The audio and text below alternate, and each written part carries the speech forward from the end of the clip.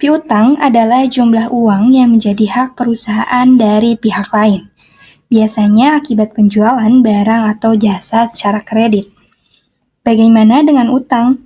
Utang adalah kewajiban perusahaan kepada pihak lain, biasanya berupa utang yang harus dibayar dalam periode tertentu. Tak kenal maka tak sayang, sudah kenal gak sayang-sayang. Bersama saya Jelita Badia Hidayat, siswi kelas 11 Akuntansi dan Keuangan Lembaga SMK Negeri 1 Bandung.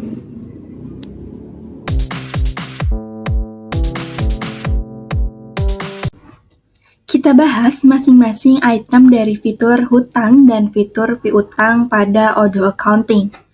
Tentunya yang pertama kali adalah harus menginput nama pelanggan, kemudian barang dan jasa. Sebuah perusahaan mengakui adanya piutang karena mengeluarkan faktur penjualan kepada perusahaan lain.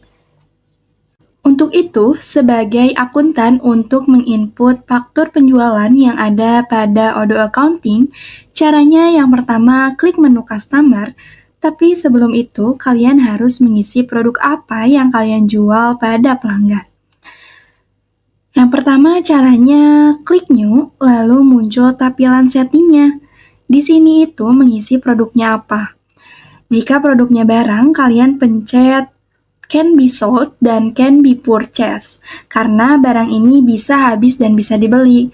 Jika produk ini produk jasa, kalian hanya mencentang can be purchased, karena produk jasa tidak mungkin habis. Kemudian, produk type-nya bisa kalian sesuaikan, lalu isi juga invoicing policy-nya. Disesuaikan dengan kebijakan suatu perusahaan. Jika order kuantitinya barang berkurang pada perusahaan lain, akan mengorder pesanan kepada pihak perusahaan kita. Jika deliverance kuantitinya, yaitu barang tersebut, jika dikirimkan baru akan berkurang di dalam sistem. Dan menu seperti sales price, yaitu barang harganya. Customer tax, yaitu persentase pajak. Juga yang lainnya bisa disesuaikan saja dengan ketentuan dari pelanggan tersebut. Kemudian pada menu sales, ini semuanya disesuaikan dengan kebutuhan perusahaan. Begitu pula dengan purchase. Sebetulnya diisi barang tersebut didapatkan dari vendor siapa. Selanjutnya, pada menu inventory, ini bisa diisi sesuai dengan deskripsi barang tersebut, seperti berapa kilo barang tersebut atau berapa ukuran volumenya. Semuanya dapat disesuaikan dengan kebutuhan perusahaan. Dan yang terakhir terdapat menu accounting. Menu accounting ini disesuaikan akunnya dengan akun penempatannya. Yang terpenting kita perlu mengisi income account dan expense account. Jika sudah sesuai bisa tekan save. Setelah menginput barang, pastinya perusahaan sebelum mengeluarkan faktur pajak sudah mengetahui pelanggan mana yang akan dikirimkan faktur pajak tersebut. Caranya, untuk menginput pelanggan, yang pertama klik customer, kemudian klik customers, lalu klik new. Kemudian, kalian bisa memilih apakah pelanggan tersebut individual, perseorangan, atau company, sebuah perusahaan. Lalu, isi nama pelanggan, alamat, tax ID, nomor telepon, email, dan yang lainnya. Kemudian, pada menu sales dan purchase, ini bisa diisi dengan PIC perusahaan. Namun yang terpenting, setting dari payment-nya disesuaikan saja dengan kebutuhan perusahaan. Untuk payment follow-up, itu sebetulnya seperti email. Selain itu, menu accounting, ini adalah bank akun yang dipergunakan pelanggan untuk membayar kepada perusahaan kita. Dan yang terakhir ialah internal notes. Ini adalah catatan tambahan jika memang dibutuhkan. Jika sudah lengkap, bisa klik save.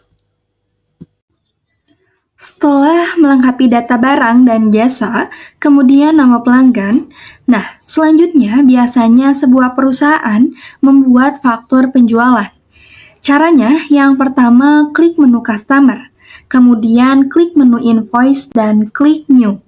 Nah, di sini invoice-nya bisa disesuaikan dengan yang ada di perusahaan atau disesuaikan saja dengan yang ada di Odoo Accounting. Yang pertama kali perlu diisi adalah customer invoice, invoice date, payment reference. Payment reference ini sebetulnya tidak wajib diisi dan dilanjutkan dengan diisi yang lainnya. Dan pada menu invoice lines, journal item, dan other info, semuanya ini disesuaikan saja dengan kebutuhan. Bagaimana sih pengakuan secara hutang dari perusahaan? Caranya tidak jauh berbeda, namun tampilan menunya tentu akan berbeda. Caranya klik vendor dan klik produk. Sama seperti menu piutang, sebetulnya ini akan sinkron secara otomatis, jadi kita tidak perlu menginput kembali secara manual. Namun, pada menu vendors, kalian harus menginput, karena data pelanggan dengan pemasok itu pasti akan berbeda. Yang pertama, klik new, lalu sesuaikan apakah pemasok individual atau company. Setting nama pemasok dan data yang lainnya sesuai pemasok dari perusahaan kalian.